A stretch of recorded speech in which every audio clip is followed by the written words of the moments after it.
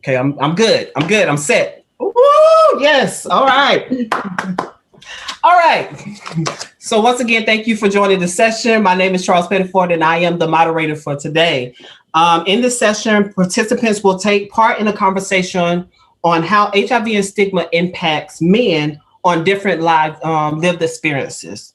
So with me today, I have Mr. McCoy, Jack Thompson, and Louis Shackelford that will be the panelists for today. And each will take a minute and examine how dismantling privilege is necessary to confront and eradicate stigma.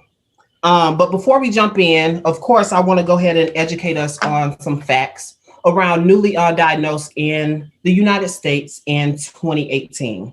So within 2018, we had a total of 37,968 newly diagnosed individuals in the United States and also the dependent area. But we're going to go ahead and drop down. And I want you to also think about this key point as well when it comes to men. Within that, out of the 37,968 individuals that were tested positive, or individuals living with HIV now, it was a total of 81% among men. And I think that's why we're having this conversation, which is bringing the stigma up to the light and eliminating it. So before we go ahead and start and give it to the first panelist, which is Louis, and a good colleague and a friend of mine, I want to leave us with a quote from Dr. Martin Luther King, which is, "Our lives begin to end the day we become silent about things that matter." Let's take this day as a milestone for silence to be broken and empowerment of all men, and not excluding no one, to have the ability to live within their experiences and not be ashamed to do so. So ladies and gentlemen, I would like to pass the floor to Mr. Louis Shackelford. Thank you, Charles. Really appreciate you moderating this session, and I'm really excited to be here today. So, hello everyone, my name is Louis Shackelford. I identify as a heterosexual cisgender male, and I've been serving LGBTQ+ communities in HIV clinical research for nearly 11 years now. Outside of my work in HIV clinical research, I also serve in the US military as a reservist, and very, very fortunately, I was blessed to marry a spectacular woman around 8.5 years ago. So I can say that without a shadow of a doubt, though, that I would not be who I am today. I wouldn't be here today without the support, encouragement, and investment and love that I received from my same gender loving, trans, and gender non-conforming siblings who have trusted me throughout these years. And so I'm really proud to say that, and I'm really proud to be a part of this session. However, I, just like many other men, have had to work through various stigmas throughout my life. And I would like to show us a video today that kind of highlights the stigmas that men endure throughout their lives. So I'm going to share my screen, and just a warning, this might be a little bit triggering to some, but I think it will be great for our purposes today. Let me know if you can hear this. Can everybody see the screen? Everybody can see the video? All right. I'm Damon Young, and I ain't afraid to eat a popsicle in public. Recently, a professional skinny person, Wiz Khalifa, said something about how straight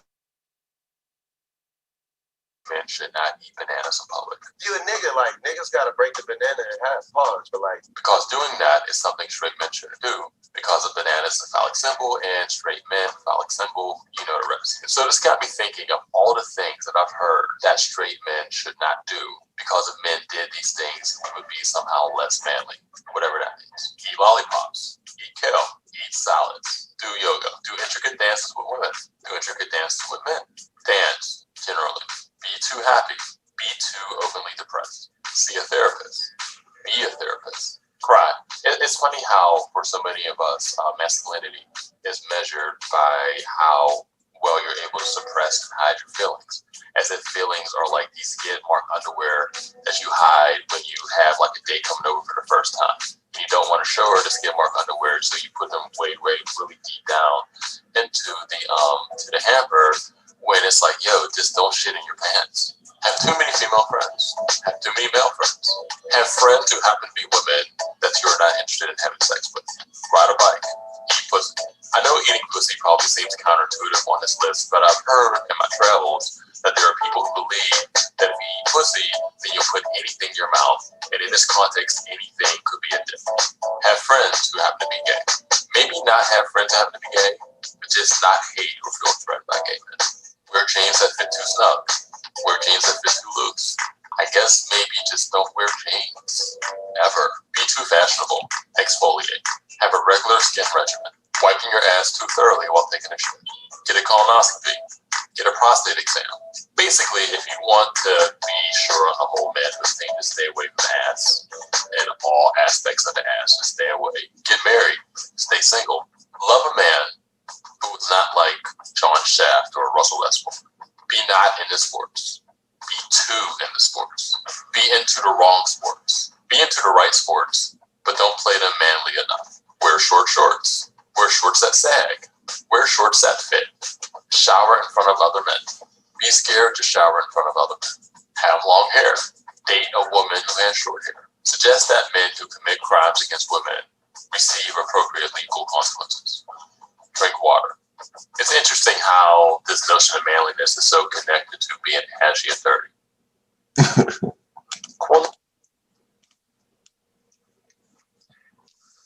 So thank you all for indulging me in that video. It's very comical, I know, but it also tries to hit on some very relevant points, which I think we will be touching on later on. One point that it didn't touch on, though, that I wanted to bring to the table is one of the stigmas that I encountered in doing my work with LGBTQ communities, in that I'm always assumed to be gay or queer because I'm a straight man, straight cisgender man working with LGBTQ communities. So another thought that I want to add to the conversation today. And with that, I'm going to turn it over to my wonderful colleague, Jack.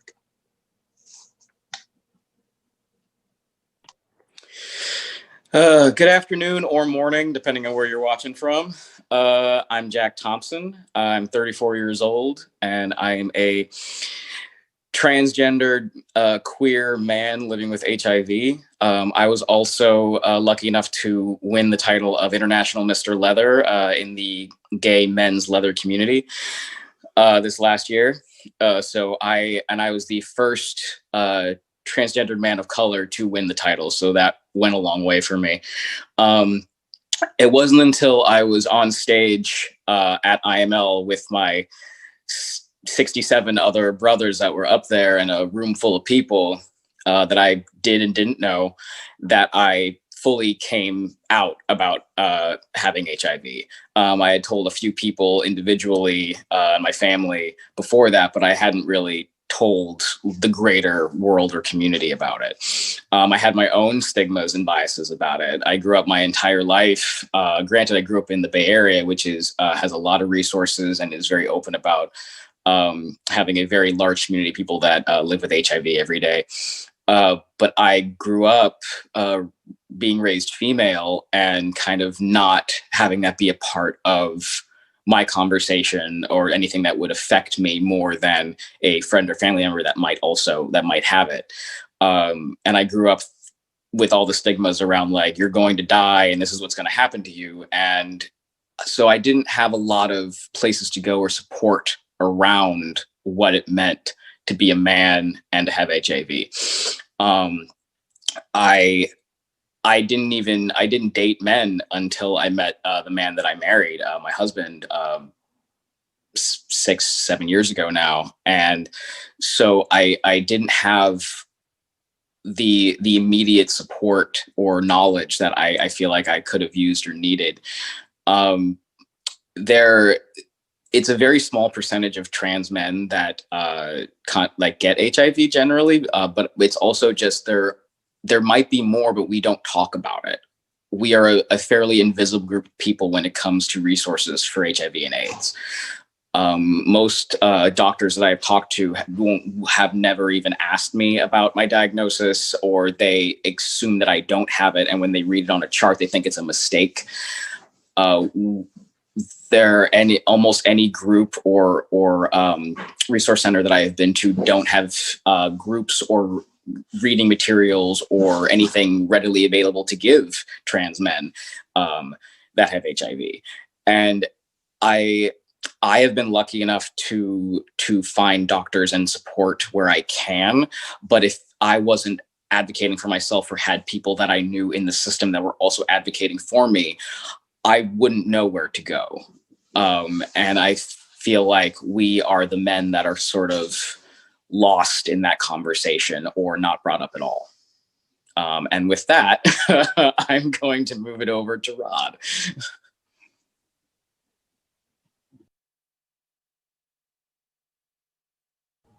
There we go. First of all, good afternoon, everyone, and hoping everyone is doing okay and enjoying the conference so far. One of the things that I had wanted to do in my presentation, I have a series of points, 4 points to be specific. The first one being is that a lot of times when we talk about stigma, we often talk about it in terms of the macro, in terms of what's going on in systems, what's going on in institutions. And if you were in the session this morning around intersectional stigma, that was a good example of us breaking it down. And I know a lot of times when we look specifically at gay and bisexual men, particularly black gay and bisexual men, when it comes to the HIV epidemic, we often look at what's going on, again, structurally, institution-wise, that puts black gay and bisexual men at risk for HIV infection and why we remain among the most vulnerable groups. And the first point I wanted to make is that while that is important, and those are conversations I like to have, I think we need to look at stigma that is internal. And by internal, I don't just mean stigma that we as gay and bisexual men carry within ourselves, but that which we, I guess, leash upon each other. And with that, I'm going to ask Charles if you can pull up the screenshot of a conversation that I had online. It was, in fact, the end of September. And let me see, I'm going to ask Charles, is there any way you can enlarge it? And if you can't, that is fine. But actually, you can. And this is just so folks can get a sense. And you can stop right there. And for folks who still may not be able to see, I'm in the orange text box, and the person I was chatting with is in the white text box. And so he asked if I was single, which I said I am. To which he responded he was totally and completely single, not talking to and dating anyone. If so, and he asked me if I was not talking to or dating anyone at that time. And he offered, if so, did we want to exchange numbers and get to know each other on a serious level, a personal level? Now, mind you, we just met that day. To which I said, I am mainly here for sex and fun, not looking for anything serious. And can you zoom in to that very last box, to the last two boxes, Charles? Okay. Okay. Thank you. His response, wow, you're old as hell and you on here looking for sex. You're why black gay men have a bad name. You are disgusting and you know better. And if you can scroll to the very end, to the very bottom, that's what's key. This user blocked you. You can't contact him. So in other words, basically, he hit it and ran, and not in the good way that we usually mean that. So, and that got me thinking. Now, this happened in September, and here we are, November 17th, and I'm still unpacking this. Still am. So this is what I wanted to also bring up another point in terms of thinking about this as we talk about stigma. And I really would like us to focus on internalized stigma. That even before, and this is my second point, even before we talk about HIV, there are different stigmas same gender loving men must wade through before we even discuss HIV. And if you notice in this online exchange, you know, these are the few stigmas and the isms that show up from ageism, particularly sexual ageism, as if I'm too old to be out there.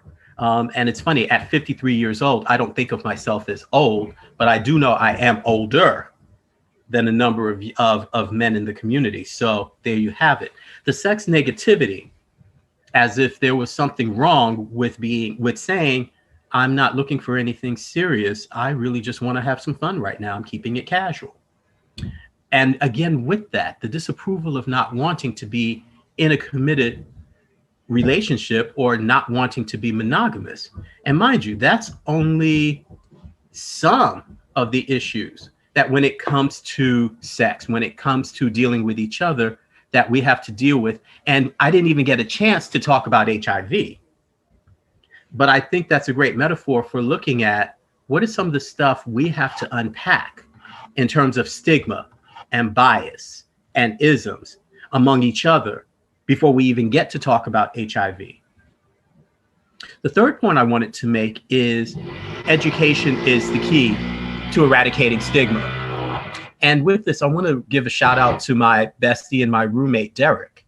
Last week, when I was thinking about this presentation, I asked him, and as I usually do, I like bouncing ideas off of him because he's a cool guy. And as Jack knows him, he's also one of the smartest men in the room. And just the things that he gave me, I wanted to share with everyone. Stigmas come about when there is ignorance. In many cases, it's willful ignorance. And what we see in stigma is people acting out of not knowing the truth or reality of something or not wanting to know. Because when you know better, you do better. Yes, that's my roomie. That's my bestie. And it's funny because as he said this also brought to mind something, one of my favorite quotes from Bell Hooks from her essay, Representations of Whiteness in Black Imagination, where she talks about stereotypes. And she goes on to say, stereotypes, however inaccurate, are one form of representation. Like fictions, they are created to serve as substitutions, standing in for what is real. They are a fantasy, a projection thrown onto the other that makes them less, and I added the quote, or more threatening. And here's what's key. They are an invention, a pretense one knows when the steps to real knowing are not taking or are not allowed. So that kind of echoes to me what Dee was trying to say about education and why education is so key when we talk about erasing stigma. And finally, my fourth point is, since we want to talk about privilege, I think privilege is the thing that gets in the way of that education. And I was trying to think or find a definition of privilege that might work for this. And I came across the work of Linda Black and David Stone, as well as France Windance Twine, who in their work talk about privilege first and foremost as social privilege, as being a theory of special advantage or entitlement used to one's own benefit or to the detriment of others. I would add and to the detriment of others. These groups can be advantaged based on social class, age, height, disability, ethnic or racial category, gender identity, gender, sexual orientation, and identity, and all of that.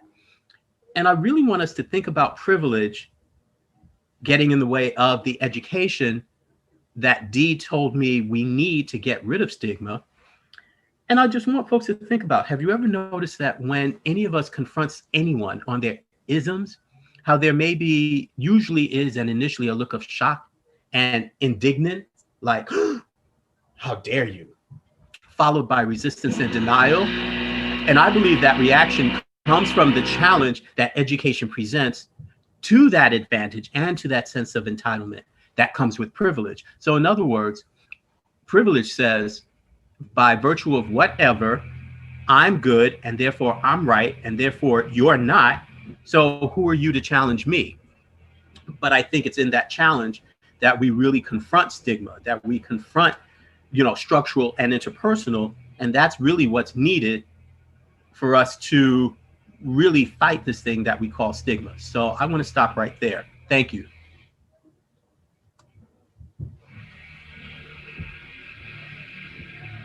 All right. I love this part because now I get to ask y'all some questions. But no, I think with you starting off and letting us know about the different stigmas, and you mentioned internalized stigma, I think I want to start that off with the first question. So, and the crazy thing is that I actually had a question about internalized stigma here. Let's get it.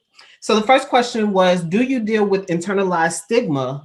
And if so, how would you, yeah, yes. Wait, sorry, y'all. I have the wrong sheet in my hand. So I'm about to pull it up on my phone.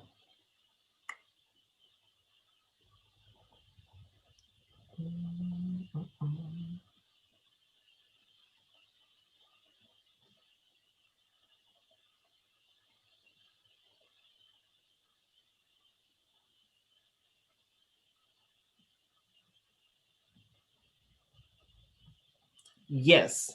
So, do you deal with internalized stigma? And if so, how do you deal with it? And what are some things that you can tell the audience that is doing to help them deal with their own internalized stigma? Now, is that geared toward me, I guess? Yes. Or the whole panelists, if you do deal with any type of internalized stigma.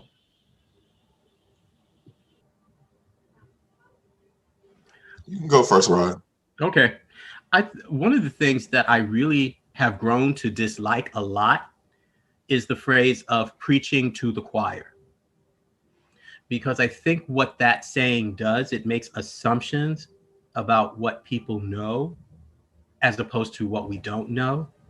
And therefore it is presumed that the very education, again, I'm going to go back to what my roomie was saying, what Dee was saying about education being so needed to combat stigma. I think we give people a pass when we assume that they've got this. But I think all of the isms are so deeply enrooted and entrenched that I don't think any of us can ever afford that pass of preaching to the choir. That is a phrase that I really want to see us get rid of. I think every single one of us in this world deals with some kind of ism, deals with some kind of stigma, deals with some kind of bias. And I don't mean deal with as in being the victims of, but being the perpetrators of. Even if we don't actively try to oppress or hurt anyone, if we're walking in a privilege and we don't realize or acknowledge that, hey, I've got a privilege that someone else doesn't, that makes me complicit. That makes me complicit in it. So that is I'm going to say, if there ever is a call to action, I would say from me, that would be it. Stop preaching to the choir, because the choir does not exist.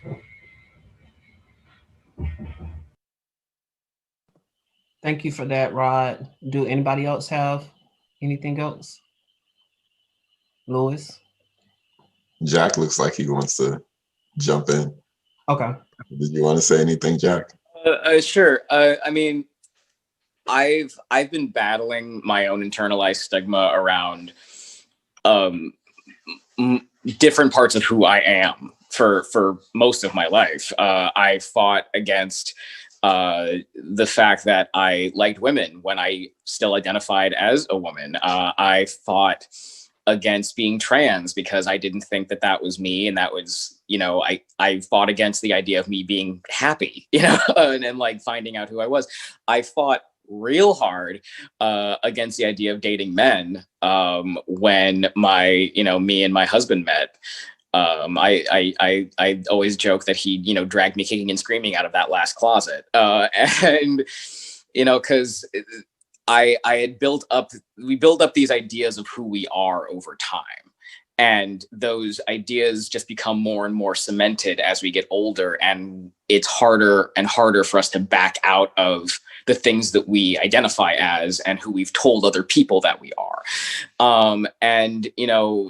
When I found out that I was HIV positive, I battled a lot of internalized stigma because I was still dealing with all the stuff in my head around dating men that on top of that was this overwhelming feeling of like, this is what you get for dating men, that had been kind of, pushed on me by the stigma of the world of what HIV is. And I had to unpack a lot of that for myself before I ever told anybody outside of my partners and a few close friends that I was positive, because I had to deal with that internalized stigma. I had to deal with what that meant for me. And once I did, I was more able to move freely around it, because people will come after you and find things about you that you don't like that will hurt you if they bring it up. And if you can find a place in yourself to be centered and okay with those things about yourself, no one can really hurt you. And I didn't want anybody to find things in me that I wasn't okay with. But that's a long process, and a lot of people never want to go poking at those shadows, like, let's just get through our lives. Life is hard enough, without having to sit around and think about who we are and all the things that scare us. I think 2020 is a weird year for that, because we've had to spend a lot of time with ourselves that we weren't prepared for. So this, I think, is the year for some internalized reflection. I totally agree with everything that's been said. I think the battle against stigma is ongoing, always. We all deal with internalized stigma, whether we can recognize it or not. As and when I bring up being a heterosexual Black man, and especially a heterosexual cisgender Black man, I bring it up to acknowledge the privilege that comes with that. And as Rod said, I think it's important to acknowledge the privilege that you have and understand that with that privilege comes a sort of assumption or even an ability to not care about others or the plight of others or just things that are not related to you. And I feel like that is what I see over and over again, throughout our country right now. Honestly, just having so much privilege that I don't need to care about somebody who has lesser privilege, what is somebody else's experience, what they're going through. And so really taking ourselves to task internally, not just externally. It's one thing to call somebody else to task for, not recognizing the need to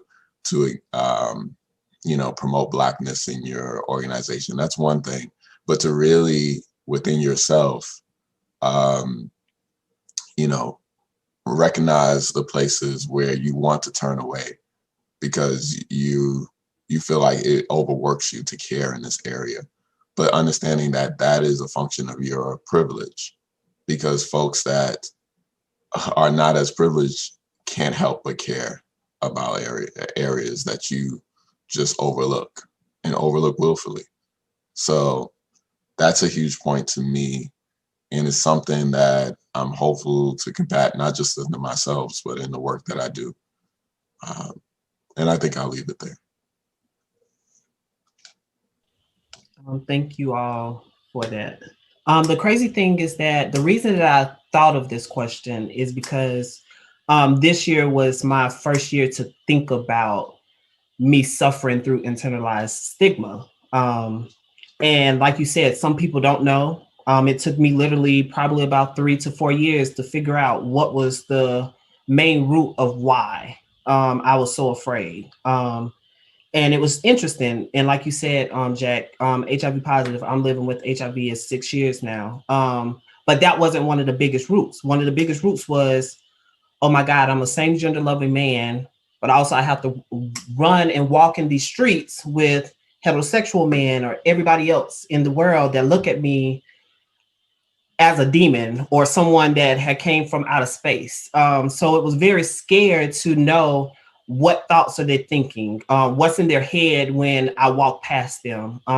When I'm in the store, if I'm in the line to just order something from a restaurant and a heterosexual man is standing behind me, sometimes I'd be afraid because I don't know what to expect. I don't know what to think. And I just always stand there just stuck because it's like I'm afraid to know. But I think this year allowed me to understand that I have to always walk through my truth, but also love myself internally and externally as well. Regardless of what people may say, what people may think, we only choose our own destiny. And that's all I'm going to put right there. So we're going to go ahead and kick it off. So Lewis, I'm going to start with you. So you wear many hats right now. So you work in the public health field, and you're also in the military serving as a reservist.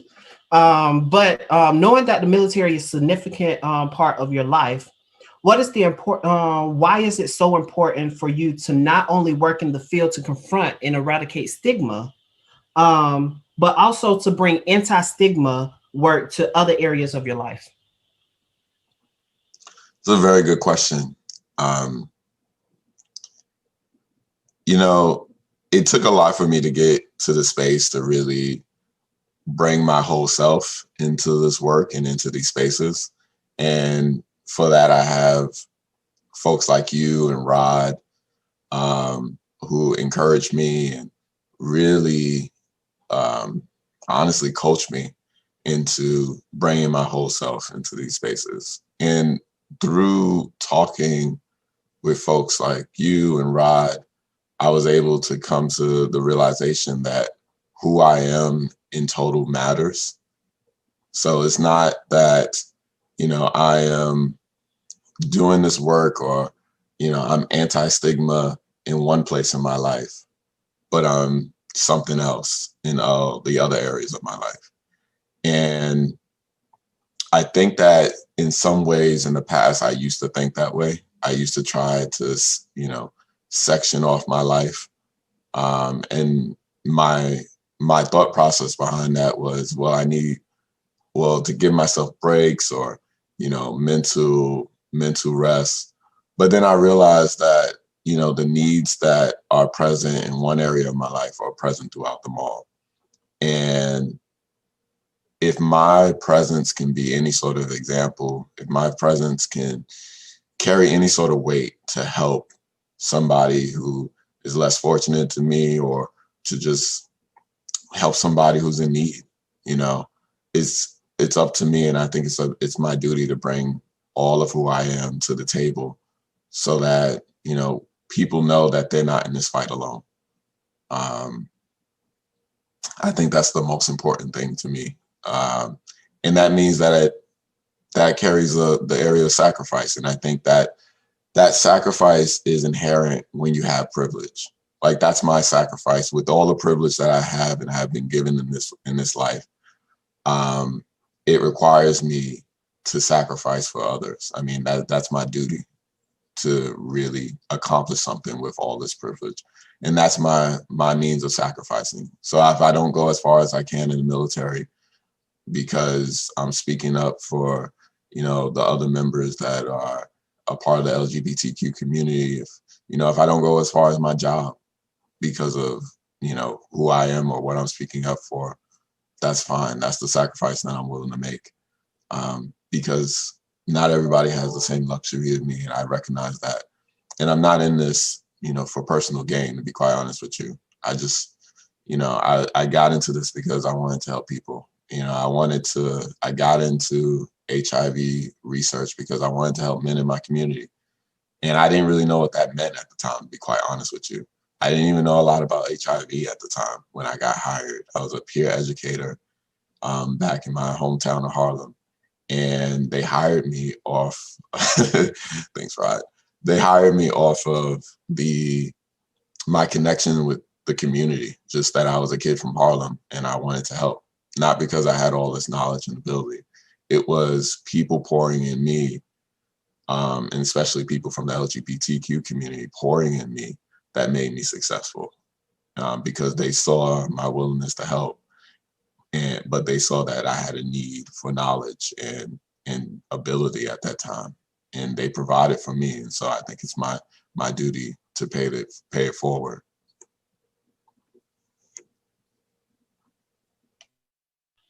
Thank you for that, and thank you for serving our country as well. You are an excellent friend and a colleague. Didn't know that you were learning from me as well, but I also learned from you. And you really show highly respect, and I show highly respect to you too as well. But now I want to dive into Mr. Rod. So the crazy thing is that when we brought up that screenshot, it was three things that literally just stuck out in my head, and just reading it and just looking at it, it was just the last message that the guy sent to you before just blocking you for no reason. I guess he didn't want to face the truth or what was going to happen after that. So the three things that I took out of it was you're old, you're why black gay men have a bad name, and then also you're disgusting and you know better. So I think if he did not have the chance to block you after sending that last message, what would have the conversation looked like after his thoughts? But also, what is something educational that you could have left him with regarding stigma and his views?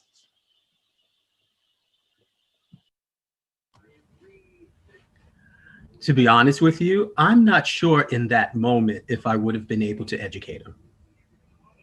So that's the first thing. So I don't know if I have anything educational. What that encounter left me was a bunch of questions. So I think what I want to share are the questions that I had that I think, I think everyone can relate to. My first question was, girl, G-U-R-L, why are you tripping? That was the first question. Let me minimize this screen just for a second. So, okay, there we go. So first of all, why are you tripping? Secondly, why do you want to rush into a relationship? You don't know me, and I don't know you like that. And again, I think that we sometimes drink the Kool-Aid of the perfect man who's going, and in this case, I'm saying man, although if I want to make it inclusive, I'm going to say the perfect person, that one person who will come into our lives, sweeping through like a monsoon, sweep us off our feet. We'll fall madly in love. They will satisfy us in every way, and we're going to live happily ever after. And Cinderella has done a number on us centuries later. So that was the second question. The third question is, do you really think shaming me because I am sexual with more than one person at my age is going to make me want to get with you? And that's the thing about stigma. It's counterintuitive. I think those of us who deliberately or unwittingly wield it don't realize how much it really impacts us negatively. It goes back to what Audre Lorde once said. The master's tools will never dismantle the master's house. So I'm like, okay, so you're getting on me for being more than sexual. You're getting on me because I'm being so at an age where instead of looking down on me because in your mind I'm a dirty old man, but if God blesses you with the same age, you need to be taking notes now. Because if you know like I know. And the sad part is he left the encounter frustrated, angry, and I'm going to keep it real, with no dick, no ass, and possibly no possibility of, ironically, the thing that he probably wanted. Stigma is counterintuitive. The fourth question, am I really that powerful that my sexual and relationship status impacts the reputation of all Black gay and bisexual men? We talk about it when we talk about racism, internalized and externalized. You know, that whole, we all look alike, that we kind of look at each other and we like, yeah, we know what the read is. I think homophobia, heterosexism does the same number on us. And my fifth question was, after all of that, what makes you think that after all of this, I or anyone would want to be in relationship with you? Something to think about in terms of what anything that's negative, that's internalized, that we put off on someone else, how that in turn dehumanizes us and makes us look and be less than what and who we really are. So these are the things, and not intentionally educational per se, but rather, if I could have, and who knows, maybe somewhere in the universe, this person might be listening. This is what I would leave him with, just these things to think about. One of the things I am also going to add, it is also clear to me, and I want to be careful how I say this. This young man has, I think, mental and emotional stuff that probably has not been dealt with. And I think it's a shame that we have stigma around mental health. Because if there ever was going to be, and I'm going to use the word, an intervention for men like him, we have to also be able to say in a more positive way, there are some issues here. Can we take a step back and look at, why are you acting this way? What's really going on? Which is the question we usually ask around stigma anyway. What's really going on here? What is the story being told that we're not, that's not being addressed? So that's what I would have. That's how I would have engaged him. Thank you for being real. Thank you for being truthful. I think because sometimes and that was a question that I wanted to ask, because sometimes we question ourselves on if we really going to be truthful or if we just going to be educational. But at that moment, like you said, I didn't think that I would have been educational. And I think that was real, because I think that I probably wouldn't have been educational too, because I don't know you. I just simply don't know you. And this is why stigma lives. This is why stigma is so strong. Yeah. And I think also because of that, when we talk about, and since the focus is men, and I want to say with all men, when we talk about HIV prevention, I don't think we can just talk about HIV. And I think that's a mistake that many of us, and I'm including myself in this field, have made and continue to make. Because again, literally in that exchange, we didn't even get a chance for me to disclose my HIV status, positive and undetectable, because that's a whole nother conversation. We didn't even get a chance to get there because of obviously all this other stuff, his stuff, or should I say his circumstance, my circumstance, that we had to navigate before even talking about HIV. And I think sometimes those of us who are providers may stigmatize our clients because they may not be where we want them to be around HIV prevention and care. But there are sometimes competing priorities, sometimes other isms and other shit, and I'm going to go ahead and use that word in a professional conference, that we often have to wade through before we can even get to talking about HIV and other health issues. Can I just add, can we acknowledge that people also use, and people in our own community use stigma as a tool to hurt, harm, and police? I think that's an important thing to acknowledge within that interaction, because that's what I see a lot within that interaction. And I think it's very important to acknowledge that, because yes, you can have issues with mental health, or you can have unresolved emotional issues, but it's fascinating, and it's unfortunate to me as well that before we learn how to seek mental health treatment, we learn how to use stigma to hurt and harm others. Like, we learn how to use stigma to police others before we learn how to heal ourselves. So that's just something I think we should acknowledge in the conversation as well.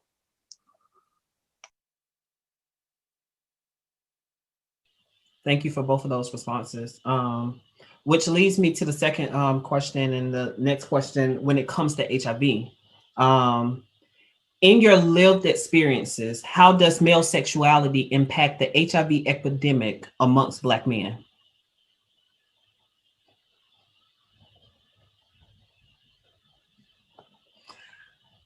Any day. Gentlemen, I went first the last time, so brothers, I'm trying to get the floor, because this is what I'm going to school for. So I can go first. That question is a lot. I feel like from the perspective of a heterosexual cis man, we let ourselves off the hook. We allow ourselves to be taken out of the conversation. And again, it kind of relates back to this idea of stigma using as a tool to hurt, harm, and police. We put it on other members of the community, like same gender loving men, like even sometimes Black women. And we leave ourselves out of the equation in terms, especially, and it's crazy to me, especially when you think about who are these same gender loving men and Black women having sex with? And who are these Black women having sex with? You know, and so we remove ourselves as this link in the chain to solve the issue. And that's something that it boggles me, because I'm like, what is the role and the purpose at the end of the day? Like I can say that I'm a straight Black man that grew up and I didn't have HIV on my radar at all, other than something that, you know, I just need to avoid. But that was it. There was no real education. There was no real guidance on it. It was just like, maybe wear a condom and protect yourself. That was it. It was no greater context of how this affects me as a man. How does this affect my community? How does this affect other members of the community? How is it affecting their well-being that I'm not even a part of these conversations? So, I mean, again, it's that going back to that place of privilege that allows you to take things off the table that really matter to your community, and what harm that does to us all when people feel like, I can just not care about this. Not that I'm not going to worry about it, not that it doesn't affect me, that even when it comes into my view, that I'm going to make a choice not to care.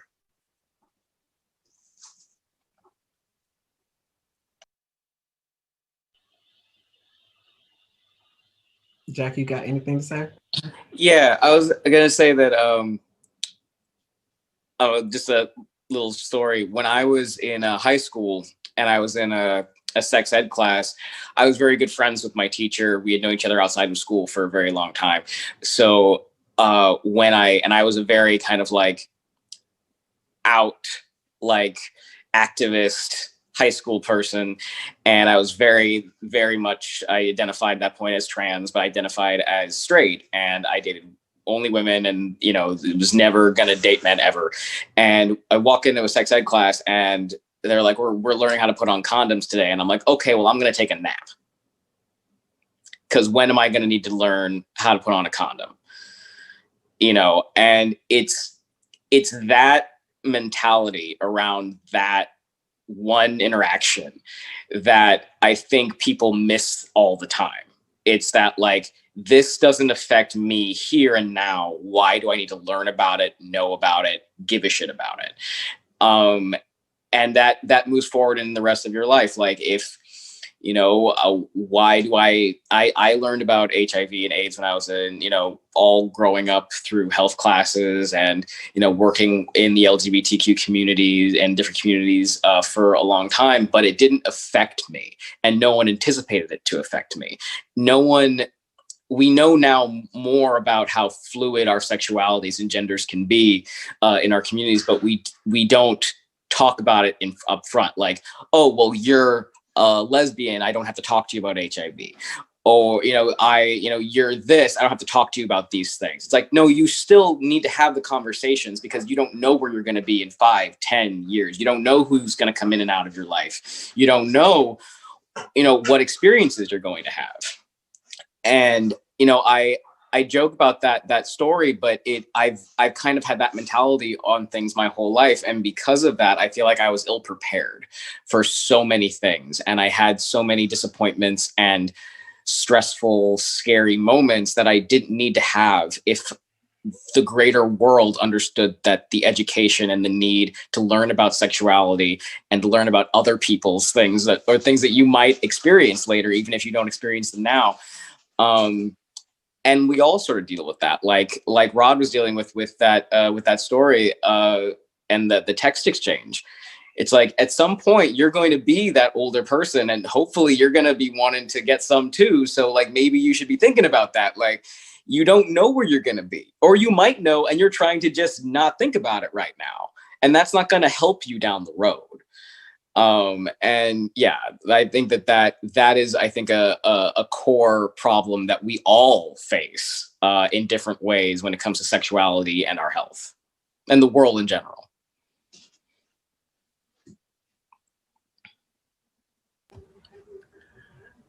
I think for me, Charles, when you asked that question, I went to the role of the provider.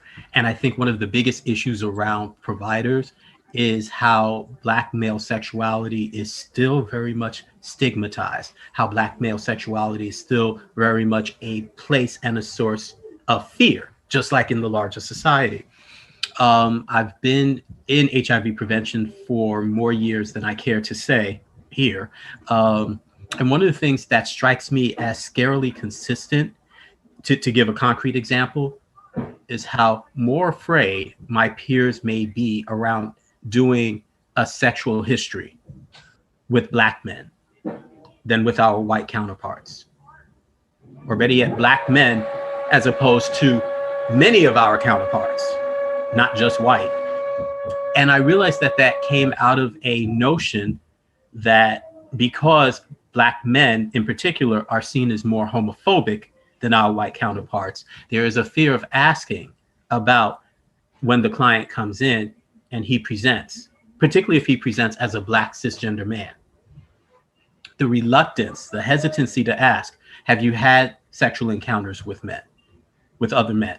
Have you had anal sex? There is a reluctance because of the fear of the reaction that many folks are afraid they are going to experience, particularly in some environments, like and I've seen it more strong when I did testing and education in jails, in correctional facilities, when I've been in treatment facilities. There's a very large reluctance to ask those questions, again, particularly to Black men. And what I've had to challenge folks to remember is, yes, we may be client-centered in terms of, well, what we say is what would be their discomfort when the truth is this is our discomfort. And what I've had to remind folks, what I had to learn, because I can't act like I didn't have that hesitancy too, because I realized not everyone is as open around sex as I am. So I had that fear too, until I had to realize, and I tell my peers, we may be client-centered, but as providers, we set the tone. We have to set the tone to say this is a safe space where, first of all, me asking all these sexual questions is the norm. I ask everybody, and you are not exempt. Where we normalize sexuality, where we normalize sexual behavior, where we normalize having more than one sexual partner. In other words, I think we as providers often do not confront ourselves on our own sexual stigma. Let's talk about that stigma, particularly as it relates to Black men. So what I would say is, once as providers, we wrestle and we confront and we deal with and we go through our own fears around having these conversations, and we get support from our colleagues who may be further along to say, hey, I may need some help with this.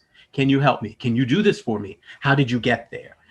And again, not being afraid to say, I need help with this. So Charles, I hope that answers your question, but that's what came to me when you put that question to us.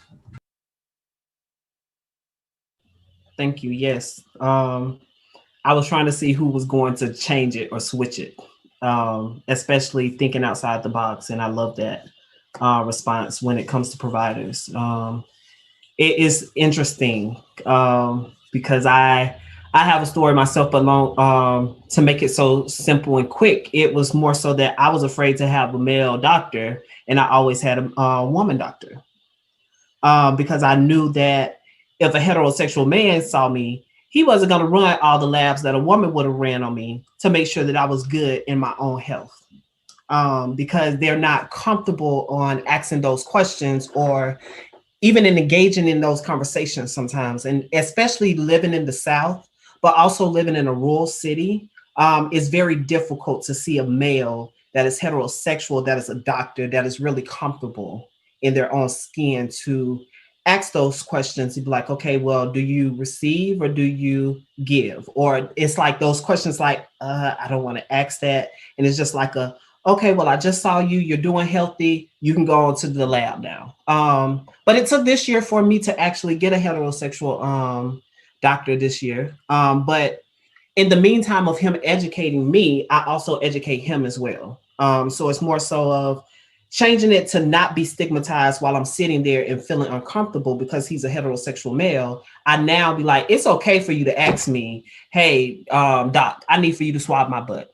And it's those things that you say. And I know that it looks and it catches him off guard. And he's like, okay, I can do this. Like, we can have this conversation. We already been educated. And that's what I love, that having people that's in the South that's educating their doctors as well can benefit in the long run and in the history of not being afraid to have a male doctor, or not being afraid to be around someone that's heterosexual and be afraid to say what's really on your mind, or just talk about your life in general, and not being afraid. But thank you for that. But also knowing that we live in this world today and not having unity amongst men, and I say men with no populations or anything. I think, how does privilege associate with stigma, but how can we also dismantle our privileges to address these needs?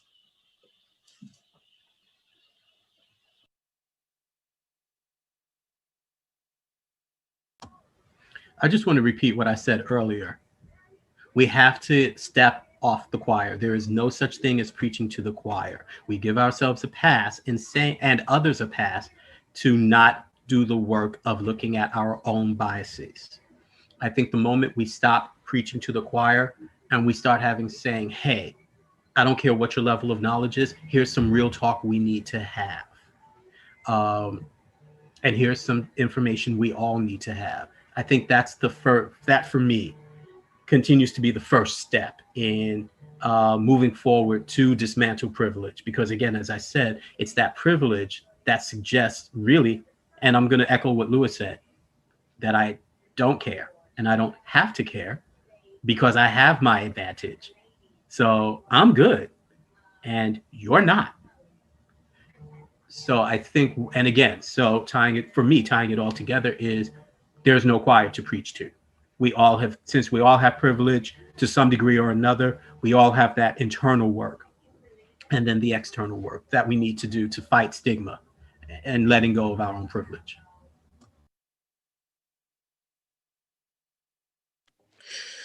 I mean, I'm still getting used to male privilege as a concept for myself. Like there's a period, I think, when a lot of trans men are transitioning, especially in the early days, and you start to, I hate the term passing, but like when you walk in the world and people see you as a man and you realize that you have privilege that you never had before, like people listen to you. It just seems like a very simple thing, but people listen to you without someone else telling them they have to. That small concept is it goes a really long way. And once you have it, a lot of people don't consistently realize they have it. It's kind of like this, oh, well, that's different. And then after a while, you get so comfortable in it, like most men, that you don't think about it on a regular basis. And you don't think about how the interaction would be different if you were a different person.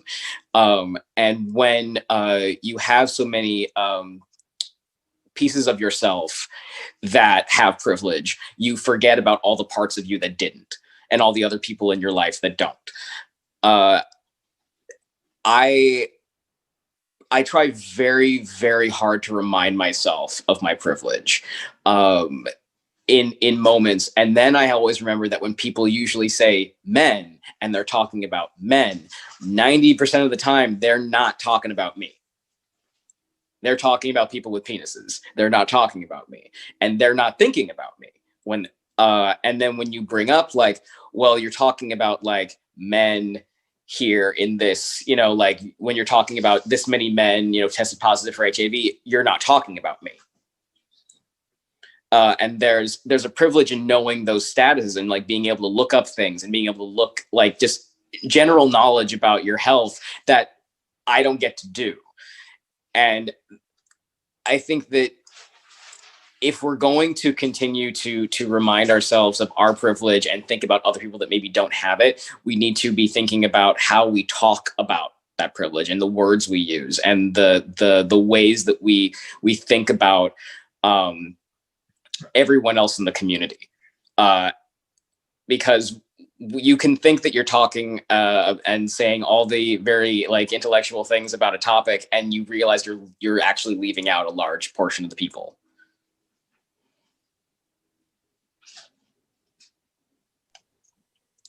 Jack, I need you to stop telling my story. I need you to get out of my We're in this together, man. You just killing me softly over here. Killing my whole life. Come through, Miss Flack. Come through. But I totally agree. I mean, as you were talking, there were so many points. There are so many points there that are coming to my attention for the first time as well. I'm experiencing it for the first time. So I think everybody in their comments, what they've said so far is really kind of honed in on this eye of like on this idea of how you hold space. And that has really come to the forefront of my mind in the past, I would say in the past few months, actually, is how I hold space and what my presence means. And so thinking about the fact that I never have to walk into a space and feel like people are not going to take me seriously because I'm a man. It never crosses my mind. Now, my siblings, my colleagues who are Black women or Black trans women, they don't have that same luxury. And so really, for me, it's actively figuring out like how am I contributing to, this overall sense of privilege, especially for cisgender straight men, and how can I kind of dismantle that or at least work against it in the spaces that I hold? So one of the things for me is just trying not to be too, take up too much space. I think that's what a lot of allies, I don't like to use that word ally, just personally. I'm not an ally to the community, I'm a member of the community. So we're all in this together. So, but understanding that there are spaces that are inclusive of me, that are built for me, and there are spaces that are not built for me. And it doesn't mean that I can't necessarily be a part of spaces that are not built for me. It just means that I need to be very mindful about how much space I take up in those spaces. So I don't need to be the biggest voice in the LGBTQ town hall. I don't need to be the first one who talks all the time in a space that's meant to focus on the needs of women. So just examples like that, but also trying to understand ways that I can give people an opportunity. So one of the things that came up for me recently, I was in a session. It was actually, full disclosure, it was in the military, and we were having a conversation about race. And it was me and a group of other military members, mostly men, but there were 2 women in the group. And I just sat back and watched all these men just talk and talk and talk and talk and get in every point they can because they were so passionate and they were so, they needed to make these points. And none of the women, it was probably almost 30 minutes into the conversation before either of the 2 women that were there had any chance to weigh in on the conversation. And so understanding that I would have been one of those men because I had passionate thoughts. I had opinions. I wanted to share. My voice needed to be heard, and I was going to make sure that it was heard. But was it really more important that I be heard, or in the midst of all these people who are like me and are just and have as much privilege as me? Or is it more important that I give the opportunity to somebody, to this Black woman that's sitting next to me, whose experience is wildly different from what I'm going through, and needs to be heard, maybe even in some ways more. So understanding that in the voices that are in the room and giving space to those voices, and not necessarily let my passion or my will to get out my opinion and be heard, overwhelm a space or overwhelm other members of the community who have maybe even less of a voice and need to be heard even the more. So that's kind of how I'm working through how I dismantle privilege in my own life. Thank y'all for all those responses. But I do want to share something with the live feed and also let people know, if you're living with HIV or someone that is struggling to go through the fight alone, your privilege is your status. Your privilege is your life. Your privilege is your story.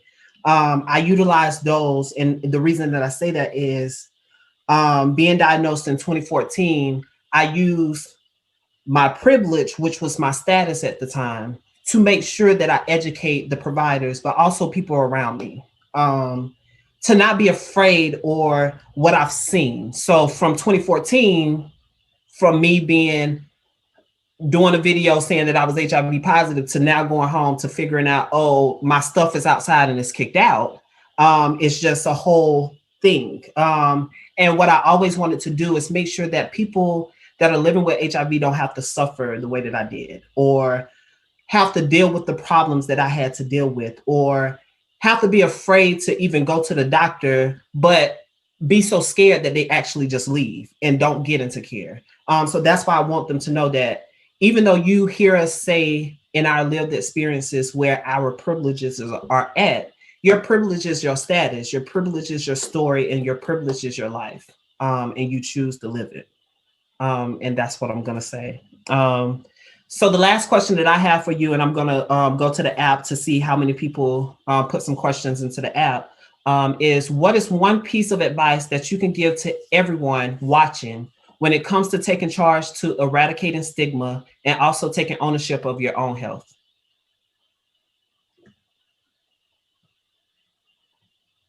Well, I guess I'm going to go ahead and pull somebody. Amen. Come on.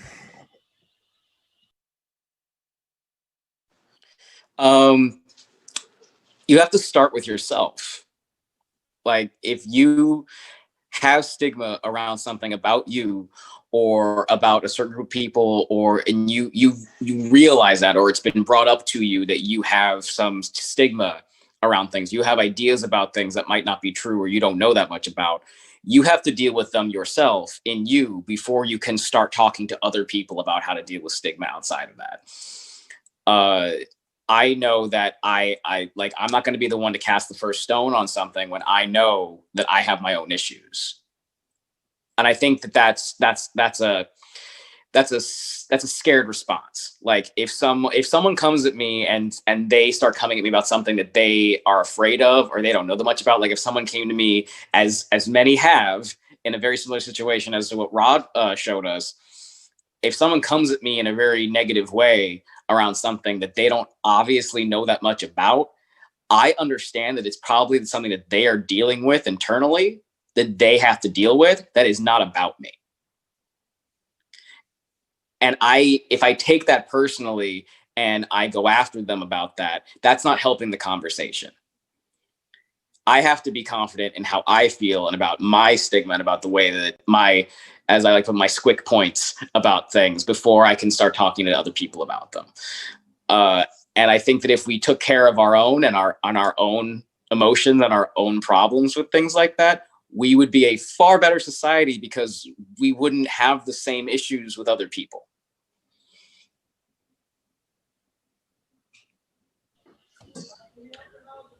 The best advice I had gotten was see myself in partnership with my providers.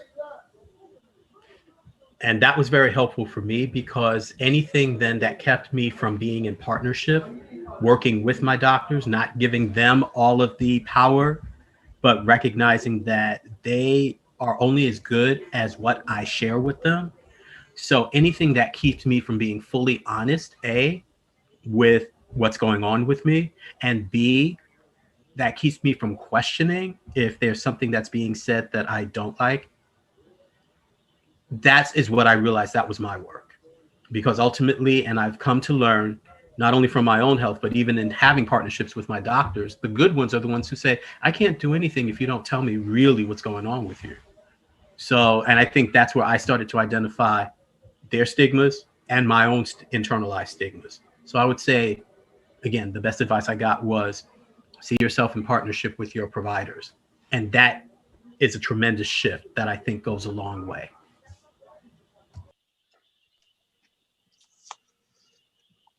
Sometimes when people get close to me, especially when they understand the work that I do and my identity, they ask me the question of how can I be so comfortable around gay people or trans people?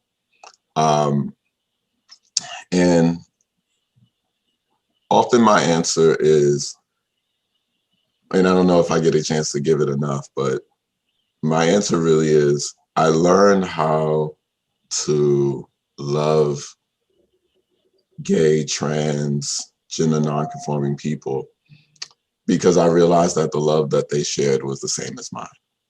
You know, I realized that if you love men like I love women, then I understand. I completely understand. And because it makes sense. And so my advice is to love people, love yourself first and foremost, but love yourself in a way that allows you to learn how others love. And I think if you can do that, if you can love yourself and advocate for yourself and understand, and going back to what Jack said, really becoming comfortable in who you are, because being comfortable in the love I have for my loved ones and the people I'm sexually attracted to or romantically attracted to is what guided me in understanding how other people love and why it's important to lift up others as well. Thank y'all for that. So give it up for the amazing panel. I really love every answer and response that I came up with and what y'all shot back to me. I really enjoyed this time. I did look in the question box. We did go over some of the questions. So one of the questions was, what do you consider to be most impactful HIV stigma issues that HIV positive Black men typically face when it comes to accessing care and receiving quality health care and treatment? So we did touch on that. And then it's another question that came up, but I know this is a whole nother session that could possibly have, is which, how can we engage and create a safe space for heterosexual men? So we'll put our comments and concerns, and I think Lewis may want to say something real quick. I don't think we have the time for what I need to say. Okay. Once again, everybody, thank you. My name is Charles Pettiford, and I am the moderator. Thank you all for trusting the process and allowing me to moderate this session for you guys. I hope that you all have a wonderful rest of your day at the conference, and goodbye, everyone. Thank you, Charles. You did a wonderful job.